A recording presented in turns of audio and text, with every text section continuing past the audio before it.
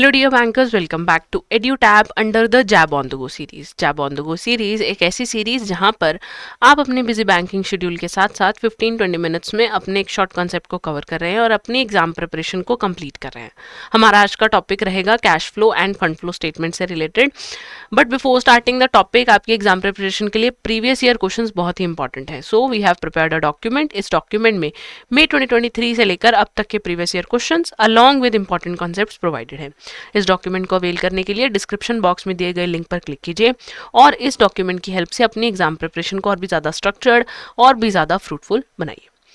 So last session के question से start करते हैं। जो हमने लास्ट सेशन में होमवर्क क्वेश्चन दिया था उस क्वेश्चन को डिस्कस कर लेते हैं। Question was maximum discount allowed on री इशू ऑफ फॉरफिटेड शेयर्स। जब आप शेयर्स को फॉरफिट कर लेते हो और फॉरफिट करने के बाद आप उन शेयर्स को री इशू करते हो, तो री इशू करते टाइम मैक्सिमम आप कितना डिस्काउंट दे सकते हो? तो मैक्सिमम आप उतना डिस्काउंट दे सकते हो जितना अमाउंट आपने उन शेयर्स के ऊपर फॉरफिट किया था, यानी ऑप्शन सी जो है वो इस केस में करेक्ट आंसर रहेगा। आज का हमारा टॉपिक जो कि कैश फ्लो फंड फ्लो से रिलेटेड है, तो उसका बेसिक कुछ समझ लेते हैं। देखिए, बिजनेस को अपनी एक्टिविटीज को रन करने के लिए कैश की जरूरत होती है। कोई भी बिजनेस है उसे चलने के लिए पैसा चाहिए। अब पैसा किस लिए चाहिए उसे? ताकि वो अपने बिजनेस में एक लिक्विडिटी मेंटेन कर रख सके, ताकि वो अपने डेली जो भी उसके डे टू डे ऑपरेशंस है, डे टू डे वर्किंग है बिजनेस की, वो उसकी स्मूथली चलती रहे। और एक बात का खास ध्यान रखना है कि प्रॉफिट जनरेशन और कैश जनरेशन दोनों अलग अलग कंसेप्ट है। प्रॉफिट जनरेशन का मतलब है आप कुछ एक्स्ट्रा कमा रहे हो, ठीक है। कैश का मतलब है लिक्विडिटी, कि आपके पास कैश कितना अवेलेबल है, ठीक है। आप कितनी जल्दी अपनी लाइबिलिटीज को मीटअप कर पाते हो, कितना आपके पास एसेट्स के थ्रू कैश आ रहा है, that is the cash flow. Clear? तो एक बिजनेस के लिए कैश फ्लो उसका किस तरीके का है या कितना कैश फ्लो है, that is very much required. इस बात की इंफॉर्मेशन बिजनेस के पास होना बहुत ज़रूरी है, सो दैट हम ये असेस कर सकें कि एक बिजनेस कितना कैश और कितने कैश के इक्विवेलेंट्स जनरेट कर सकता है। कैश का मतलब जो आपका रॉ कैश है ना, सिंपल कैश की बात हो रही है। और कैश इक्विवेलेंट्स का मतलब क्या है? कैश जैसी ही चीज़ें, जैसे जो बैंक बैलेंस है वो भी तो एक तरीके से कैश ही है बिजनेस के पास, कि इजीली अवेलेबल है। एंड मार्केटेबल सिक्योरिटीज है। मार्केटेबल सिक्योरिटीज क्या होती हैं? जो शॉर्ट टर्म इन्वेस्टमेंट टाइप की होती हैं आपने, जिनको आप कभी भी विदड्रॉ करवा सकते हो। इवन जो हमारा गोल्ड है that is also included in cash and cash equivalent, क्योंकि gold is the most liquid asset. आप उसको कभी भी कहीं पे भी कैश में कन्वर्ट करवा सकते हो। So cash and cash equivalent का मतलब है कैश और कैश जैसी ही चीजें जो कि जल्दी से कैश में कन्वर्ट हो जाती हैं। क्लियर? तो कैश फ्लो स्टेटमेंट क्या है? कैश फ्लो स्टेटमेंट एक ऐसी स्टेटमेंट है जो कि हमें बताती है कि क्या क्या सोर्सेज रहेंगे कैश एंड कैश इक्विवेलेंट्स के और क्या क्या यूजेस रहेंगे। मतलब कहाँ कहाँ से बिजनेस ऑर्गेनाइजेशन में कैश या कैश की इक्विवेलेंट चीज़ें आएंगी और कहाँ से बिजनेस की कैश या कैश की इक्विवेलेंट चीज़ें बिजनेस से स्पेंड होंगी। ठीक है, अब इनको हम अलग अलग एक्टिविटीज़ के अंडर क्लासीफाई करते हैं। तो 3 एक्टिविटीज़ हैं: operating activities, investing activities and then financing activities. इन्हीं एक्टिविटीज़ को हमें आज डिटेल में पढ़ना है। तो कंपोनेंट्स कैश फ्लो के क्या हुए? Operating activities, investing activities and then financing activities. Operating नाम से पता चल रहा है ना, ऐसी एक्टिविटीज जो कि रेवेन्यू जनरेटिंग एक्टिविटीज हैं बिजनेस की। ऐसी एक्टिविटीज हमें बता रही हैं कि बिजनेस की इंटरनल सॉल्वेंसी लेवल क्या है। देन इन्वेस्टिंग एक्टिविटीज, देखिए बिजनेस में कैश कहाँ से आ रहा है, कहाँ से जा रहा है, हम उस बात को देख रहे हैं, है ना। तो 3 हमने एक्टिविटीज में इस बात को क्लासिफाई किया। ऑपरेटिंग मतलब रेगुलर बिजनेस ऑपरेशन से कैश आ रहा है बिजनेस में, या रेगुलर बिजनेस ऑपरेशन में कैश स्पेंड हो रहा है। क्लियर? इन्वेस्टिंग एक्टिविटीज का क्या मतलब हुआ? कहाँ कहाँ बिजनेस ने मनी इन्वेस्ट कर रखी है, उन सोर्सेज से बिजनेस के पास पैसा आ रहा है या बिजनेस वहाँ पैसा स्पेंड कर रहा है। ठीक है, तो इन्वेस्टिंग एक्टिविटीज़ यानी इन्वेस्टमेंट कर रखी है कहीं पे, यानी एसेट्स की बात की जा रही है। तो इन्वेस्टिंग एक्टिविटीज़ में एसेट से रिलेटेड चीज़ें आएंगी, जहाँ पर हम ये देखेंगे कि लॉन्ग टर्म एसेट्स या फिर इन्वेस्टमेंट को आपने एक्वायर किया है या आपने डिस्पोज ऑफ कर दिया। जब आप एसेट्स को एक्वायर करोगे तो आप उसके अगेंस्ट कैश को यूज़ करोगे। जब आप उन एसेट्स को डिस्पोज ऑफ कर दोगे यानी सेल ऑफ कर दोगे तो उसके अगेंस्ट आपको पैसा मिल जाएगा। That will be a source of cash for you. Clear? तो इसमें कहीं ना कहीं जो इन्वेस्टिंग एक्टिविटीज़ है दे रिप्रेजेंट कि हम फ्यूचर में कितना इनकम जो है वो जनरेट करेंगे, कितने कैश फ्लोज हम बिजनेस के अंदर जनरेट कर पाएंगे।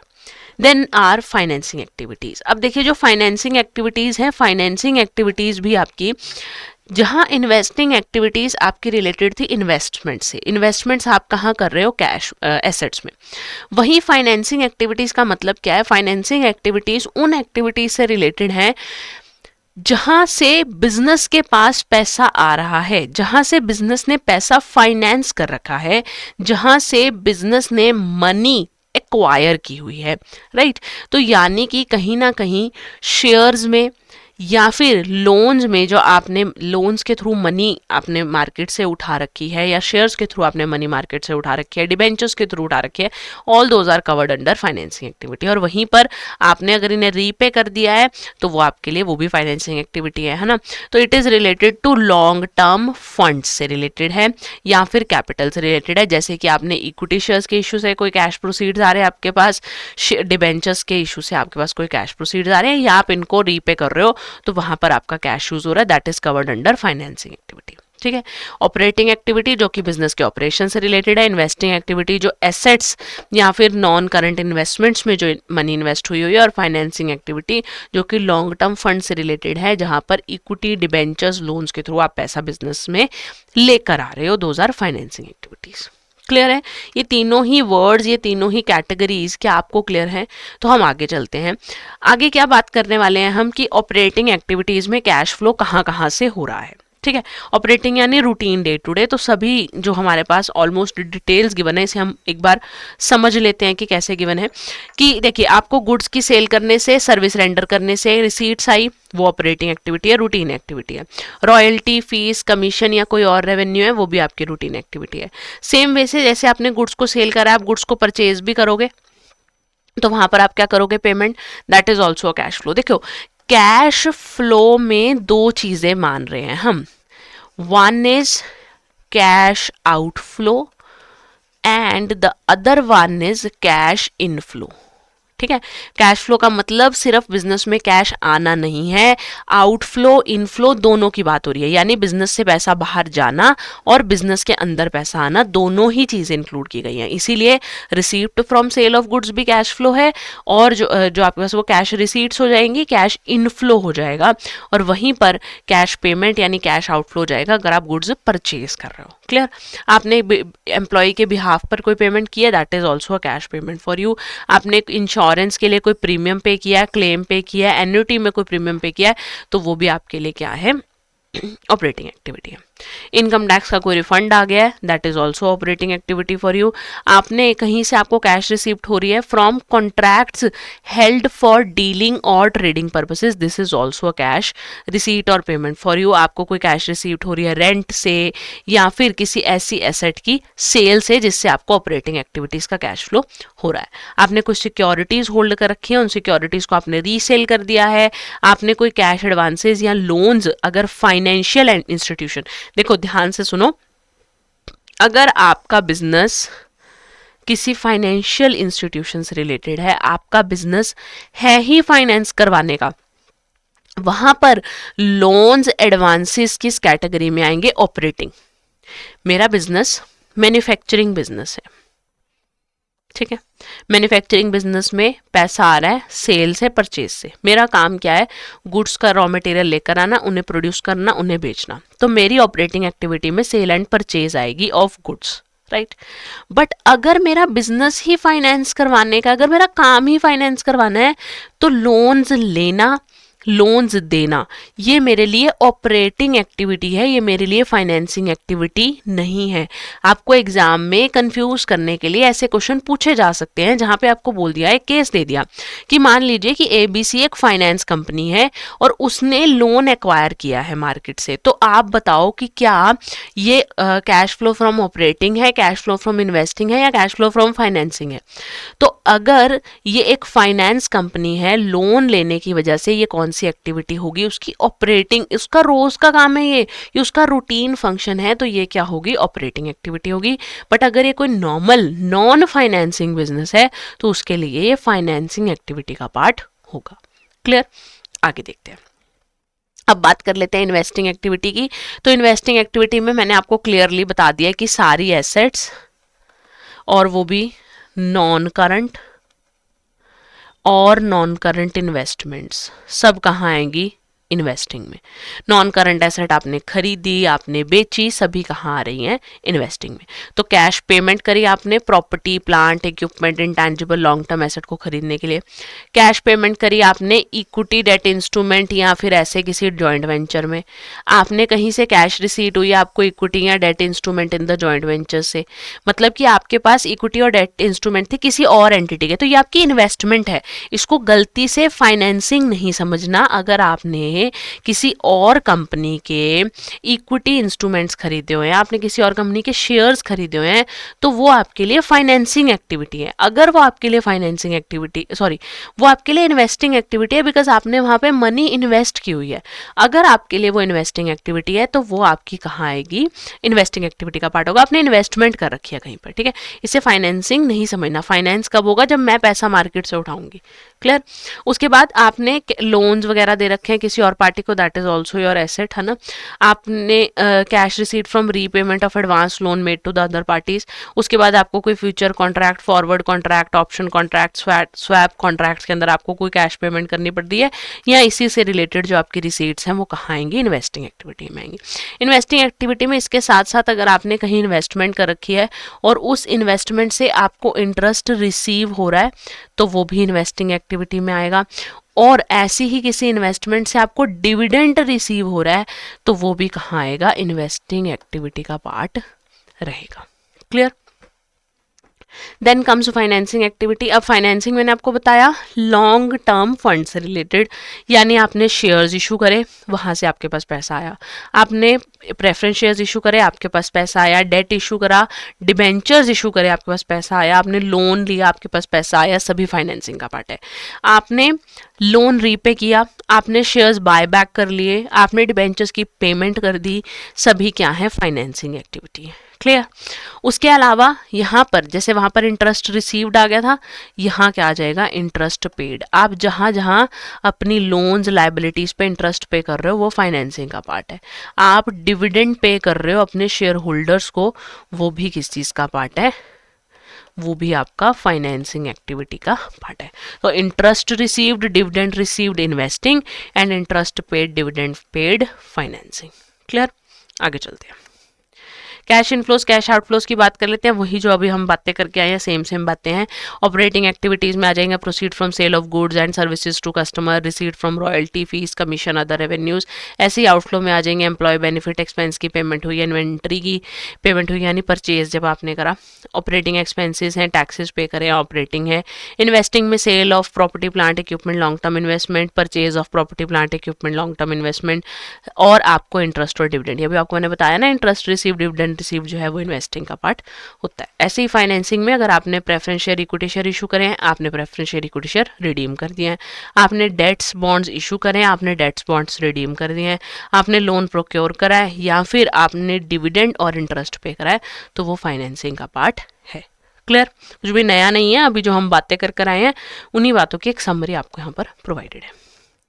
देन इस कैश फ्लो स्टेटमेंट का फॉर्मेट क्या रहता है, जब हम कैश फ्लो स्टेटमेंट बनाते हैं तो वो प्रिपेयर इट कि पहले हम कैश फ्लो फ्रॉम ऑपरेटिंग निकालते हैं, देन हम कैश फ्लो फ्रॉम इन्वेस्टिंग निकालते हैं, then cash flow from financing निकालते हैं। तीनों को एड लेस कर देते हैं, पॉजिटिव फिगर है, नेगेटिव फिगर है, अकॉर्डिंगली जो भी हमारे पास वैल्यूज होती है, तो हमारे पास निकलता है या तो नेट इंक्रीज या फिर net decrease in cash and cash equivalents. इन तीनों को प्लस करने के बाद इसमें हम कैश एंड कैश इक्विवेलेंट्स का जो हमारे पास ओपनिंग बैलेंस गिवन होता है, यानी बिगिनिंग ऑफ द ईयर में जो हमारे पास बैलेंस होता है उसको ऐड कर देते हैं, तो we get the closing balance of cash and cash equivalent. तो हमें पता चल जाता है कि ओपनिंग और क्लोजिंग बैलेंस के बीच में जो भी डिफरेंस है, मान लो मेरा opening cash and cash equivalent का बैलेंस 5 लाख था, क्लोजिंग 5,75,000, तो 5 लाख से 5,75,000 में जो 75,000 है वो कैश फ्लोज कहाँ हुए हैं, उन सारी डिटेल्स का हमें कैश फ्लो स्टेटमेंट की हेल्प से पता चल जाता है। क्लियर। चलिए, तो कुछ फॉर्मेट्स देख लेते हैं वहीं पर जहाँ पर हमारा ऑपरेटिंग एक्टिविटीज़ है, तो उनका फॉर्मेट किस तरीके से रहता है। नेट प्रॉफिट से यूजुअली इसकी कैलकुलेशन स्टार्ट होती है इनडायरेक्ट मेथड के अंडर। तो सबसे पहले जो भी हमने प्रॉफिट एंड लॉस में कोई डिडक्शंस की होती हैं, माइनस की होती है कोई नॉन कैश आइटम्स, उन नॉन कैश आइटम्स को हम क्या कर देते हैं, ऐड कर देते हैं। जैसे डेप्रिसिएशन नॉन कैश एक्सपेंस है, कोई गुडविल वगैरह राइट ऑफ कर दिया है, उसे हम क्या कर देते हैं, ऐड कर देते हैं। उसके अलावा कोई नॉन ऑपरेटिंग आइटम है तो उसे भी क्या कर देते हैं, ऐड कर देते हैं। ठीक है, जो रूटीन नेचर की एक्टिविटीज़ नहीं है उन्हें भी वापस क्या कर दिया जाता है, ऐड कर दिया जाता है। फिर माइनस किया जाता है कुछ चीज़ों को, जैसे हमें डिविडेंड रिसीव हुआ है, profit on sale of fixed asset है, ऐसे loss on sale of fixed asset होगा तो वो क्या कर दिया जाएगा, ऐड कर दिया जाएगा। After that we are able to find the operating profit before the working capital changes. अब वर्किंग कैपिटल क्या होती है, करंट एसेट और करंट लायबिलिटी। तो फिर कुछ ऐड कर देते हैं, increase in current asset and decrease in current liability, और लेस कर देते हैं decrease in current asset and increase in current liability. तो हमारे पास आ जाता है कि cash flow from extraordinary before tax and extraordinary items, उसमें इनकम टैक्स माइनस कर दिया जाता है, एक्स्ट्राऑर्डिनरी आइटम्स को ऐड लेस कर दिया जाता है according to situation, and we are able to find out net cash from operating activity. Format को एक बार पढ़ लीजिएगा, इतना लंबा चौड़ा फॉर्मेट आपके एग्जामिनेशन में ऐसे फॉर्मेट में क्वेश्चन आना बहुत ही मुश्किल है। आपको सिर्फ पता होना चाहिए कि कौन सी एक्टिविटीज़ ऑपरेटिंग का पार्ट है और कौन सी एक्टिविटीज़ ऑपरेटिंग का पार्ट नहीं है। Then is investing activity. तो इन्वेस्टिंग एक्टिविटी में क्या रहता है, अभी आपको मैंने बताया कि अगर आपने लॉन्ग टर्म एसेट में कहीं इन्वेस्टमेंट की है तो वो क्या हो जाएगी, purchase of long term asset हो जाएगी, उसे आप एज अ माइनस फिगर लिख लोगे। अगर आपने कोई लॉन्ग टर्म एसेट सेल किया है, नॉन करंट इन्वेस्टमेंट सेल किया है, तो वो आपके पास पैसा आ रहा है वहाँ से, तो वो as a positive figure record कर लिया जाएगा। इंटरेस्ट आपको रिसीव हुआ है, पॉजिटिव फिगर है, डिविडेंड आपको रिसीव हुआ है, पॉजिटिव फिगर है।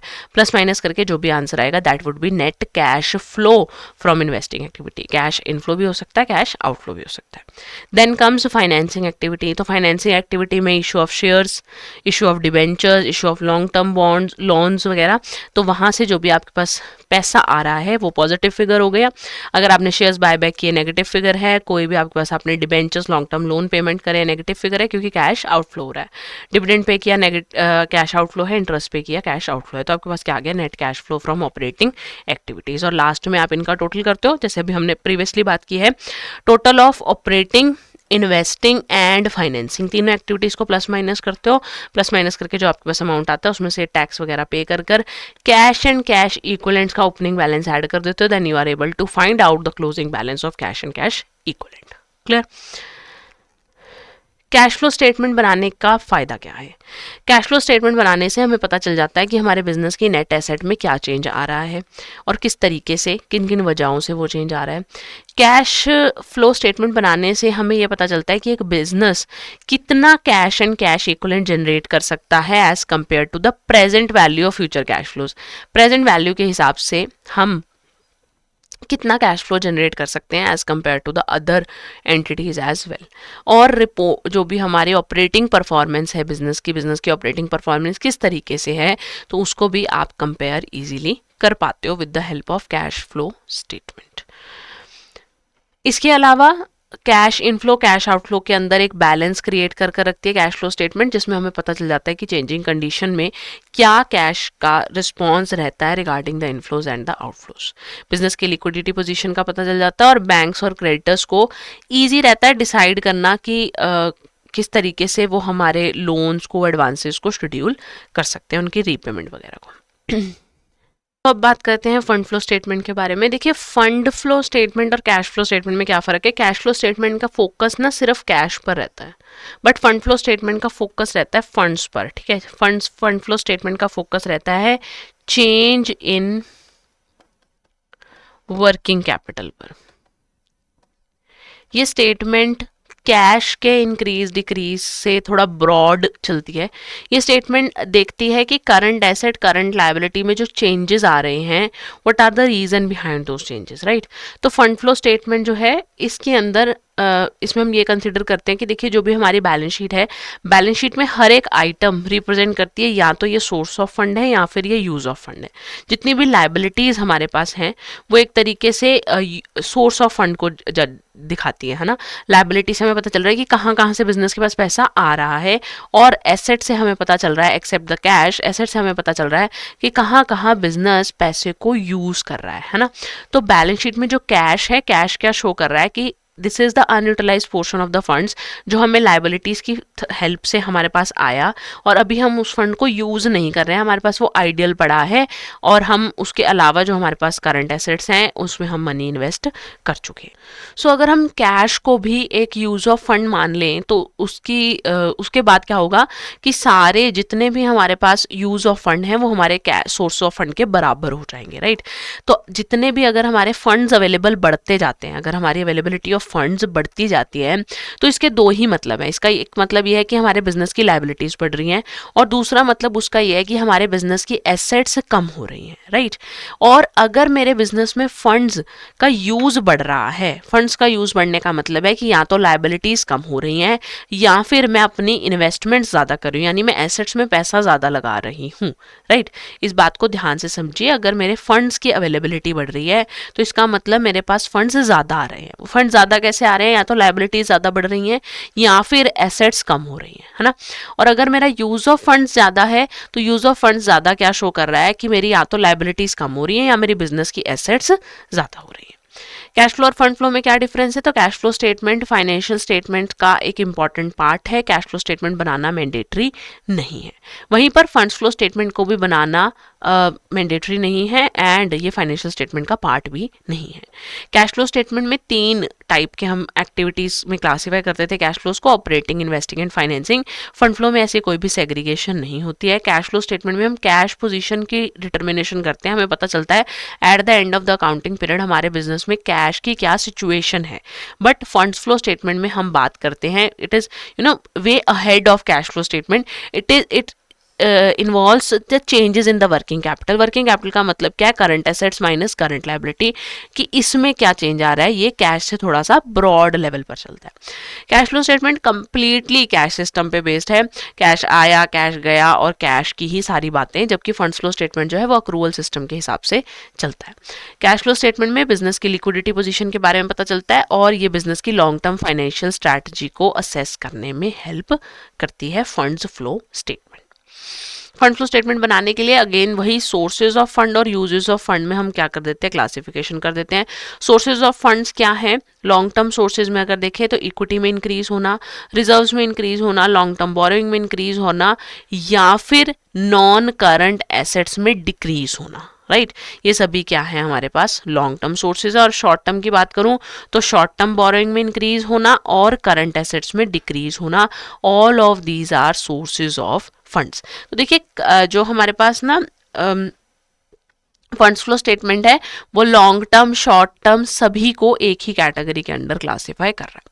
यूजेस की बात करूं तो लॉन्ग टर्म यूजेस में क्या आ जाएंगे? इक्विटी डिक्रीज हो गई, आपने पैसे इक्विटी के वापस दे दिए, रिजर्व्स में डिक्रीज हो गया, आपने लॉन्ग टर्म बोरोइंग्स रीपे कर दी, या फिर आपने नॉन करंट एसेट्स ज्यादा खरीदी हैं या नॉन करंट एसेट्स आपने खरीद ली हैं, तो वो क्या है मेरे लिए? यूज ऑफ फंड है। शॉर्ट टर्म यूजेस में बात करें तो शॉर्ट टर्म बोरोइंग्स का डिक्रीज होना या फिर करंट एसेट्स का इंक्रीज होना is a part of short term use of fund flow statement. Clear?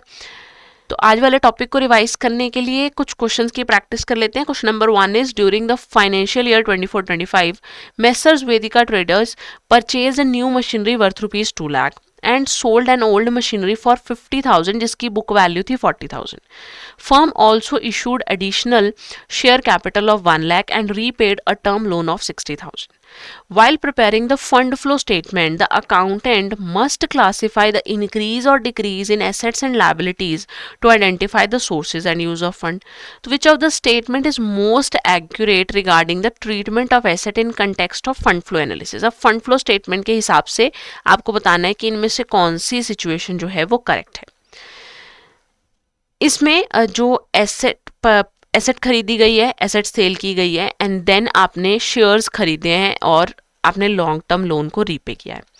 तो अगर इसका नेट क्रक्स निकालना हो तो इनमें से क्या कौन सा ट्रीटमेंट करेक्ट रहेगा? कि एसेट इंक्रीज हो रही हैं क्योंकि सोर्स ऑफ फंड है, एसेट्स डिक्रीज हो रही हैं क्योंकि यूज ऑफ फंड है, एसेट इंक्रीज हो रही हैं, यूज ऑफ फंड है and acquisition of asset has no impact on fund flow. ऐसे ऑप्शंस आपको प्रोवाइडेड हैं। सो अगर मैं कैलकुलेशन करूं तो अगर आपने मशीनरी खरीदी है, परचेज की है machinery, that is a use of fund. ठीक है, मैं सोर्स और यूज को ना क्लासिफाई कर लेती हूँ। इधर मैं सोर्सेज लिख रही हूँ और यहाँ पर मैं यूजेस लिख रही हूँ। ठीक है, अगर मैंने न्यू मशीनरी परचेज किया तो वो मेरे लिए यूज ऑफ फंड हो गया। देन अगर मैंने ओल्ड मशीनरी सेल की है 50,000 की, वो मेरे लिए सोर्स ऑफ फंड हो गया।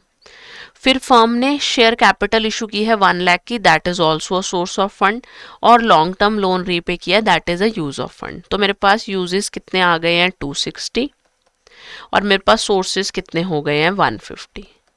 तो जो मेरे यूजेस हैं वो क्या है, ज़्यादा हैं। तो मेरी एसेट्स में इंक्रीज हो रहा है and it is a use of fund. तो मेरा ऑप्शन सी जो है it would be the correct answer for this particular question. ये मेरी एसेट बढ़ रही है और ये मेरा जो यूज ऑफ फंड है ये ज़्यादा है, इसलिए जो मेरा ऑप्शन सी है वो करेक्ट होगा। ईजी है, कुछ ज़्यादा हार्ड एंड फास्ट इसमें आपको कैलकुलेशन करने की जरूरत नहीं पड़ी, सिर्फ 2-3 चीज़ों को आपको प्लस करना है, वो भी अगर आपको कंसेप्ट की क्लैरिटी है तो। Question number 2, interest received by a financial enterprise. देखिए ये क्वेश्चन मैंने आपको भी पहले भी इस क्वेश्चन के बारे में अंदाजा दिया था कि आपको ये देखना है कि ये फाइनेंशियल एंटरप्राइज मेंशन किया हुआ है या नहीं। अगर फाइनेंशियल एंटरप्राइज है तो उसका रोज का काम है इंटरेस्ट रिसीव करना, इंटरेस्ट प्रोवाइड करना। अगर यहाँ फाइनेंशियल एंटरप्राइज ना लिखा होता तो इंटरेस्ट रिसीव्ड जो है वो मेरे पास कहाँ जाता है, interest received is a part of investing activity. But ये फाइनेंशियल एंटरप्राइज है तो इंटरेस्ट रिसीव्ड ऑपरेटिंग का पार्ट होगा, हर रोज का काम है इनका इंटरेस्ट रिसीव करना, इंटरेस्ट प्रोवाइड करवाना। तो ऑप्शन बी जो है वो यहाँ पर क्या होगा, करेक्ट होगा। So question number 3 is for you, आपकी प्रैक्टिस के लिए। आप इसका आंसर कमेंट बॉक्स में लिखकर मुझे बताएंगे। और आपके एग्जाम प्रिपरेशन के लिए एडुटैप ने कुछ कोर्सेज लॉन्च किए हैं। I will give you a quick walk through of those courses. For that you have to visit the website edutap.co.in। EduTap की वेबसाइट पर जाएंगे, कोर्सेज सेक्शन में क्लिक करेंगे, जैप कोर्सेज पर क्लिक करेंगे और स्क्रॉल डाउन करने पर आपको जैप के सभी कोर्सेज विजिबल होंगे। The complete full package course, master course, जहाँ पर आपको स्मॉल डिटेल में कंसेप्ट क्लासेस मिल जाएंगी अपने कंप्लीट सिलेबस की। वहाँ पर आपको लाइव क्लासेस भी मिल जाएंगी जो लाइव इस टाइम पर रनिंग है क्लासेस। साथ ही साथ कंसेप्ट नोट्स मिल जाएंगे, प्रीवियस ईयर क्वेश्चंस मिल जाएंगे और आप अपनी प्रैक्टिस के लिए चैप्टर वाइज मॉक टेस्ट और फुल लेंथ की मॉक टेस्ट से एग्जाम प्रैक्टिस भी कर सकते हैं। तो complete one stop solution I would say, एक ही जगह पर आपको सभी चीज़ों की अवेलेबिलिटी हो जाएगी। डिटेल्ड स्टडी के लिए आप मास्टर कोर्स को ज्वाइन कर सकते हैं। Then comes the live crash course. Live crash course batch 4 is currently running, जहां पर आप लाइव बेसिस पर इंटरैक्शन कर टीचर्स के साथ एंगेज कर अपने सिलेबस को कवर कर सकते हैं। फास्ट ट्रैक प्रिपरेशन रहेगी यहाँ पर, लगभग 60 कंसेप्ट क्लासेस में आपका सिलेबस कवर हो जाएगा। 2 आवर्स की क्लासेस रहेंगी, 120 आवर्स में आपके सिलेबस के मोस्ट इंपॉर्टेंट टॉपिक्स जो हैं वो कवर हो जाएंगे, ऑल 4 सब्जेक्ट्स। यहाँ पर भी आपको कंसेप्ट नोट्स मिल जाएंगे, प्रीवियस ईयर क्वेश्चंस मिल जाएंगे, chapter wise mock test, full length mock test मिल जाएंगे। फोर्टनाइट बेसिस पर आपको मेंटर टॉक मिलेगी, इसमें स्ट्रैटेजी कॉल, डिस्कशन फोरम, सभी ऑप्शंस आपको लाइव क्रैश कोर्स के अंदर अवेलेबल होंगे। इफ यू फील लाइक कि आपकी एग्जाम प्रिपरेशन हो चुकी है बट आपको एमसीक्यू प्रैक्टिस करनी है, for that you can join our test series. अगर आप इंडिविजुअल सब्जेक्ट स्पेसिफिक प्रिपरेशन करना चाहते हैं, आप उसके लिए हमारे मास्टर कोर्सेज में भी खुद को एनरोल कर सकते हैं। सब्जेक्ट स्पेसिफिक इंडिविजुअल सब्जेक्ट के आपको मास्टर कोर्स मिल जाएंगे और उसी कोर्स से रिलेटेड आपको उसमें कंसेप्ट क्लासेस मिल जाएंगी जिसमें आप उस कोर्स को डिटेल में पढ़ सकते हैं। लाइव क्लासेस मिल जाएंगी, previous year question, chapter wise mock test और full length mock test available होंगे। साथ ही साथ अगर आप हमारे टीचिंग स्टाइल को जज करना चाहते हैं तो आप एक 3 आवर का ट्रायल कोर्स ले सकते हैं, जहां पर आप टीचिंग स्टाइल को देख सकते हैं हमारे, और बाय जस्ट पेइंग ₹1, राइट। और अगर जब भी आप इन कोर्सेज के लिए खुद को एनरोल करेंगे तो उस टाइम का प्रेवेलेंट डिस्काउंट कूपन लगाना ना भूलें, सो दैट आपको मैक्सिमम डिस्काउंट अवेलेबल हो। आज के सेशन से रिलेटेड अगर आपको कोई भी डाउट हो, you can write down in the comment section below and you can even call us or email us at hello@edutap.co.in। मिलते हैं जैब ऑन द गो के अगले सेशन में। पढ़ाई जहाँ रुकती नहीं, साथ चलती है।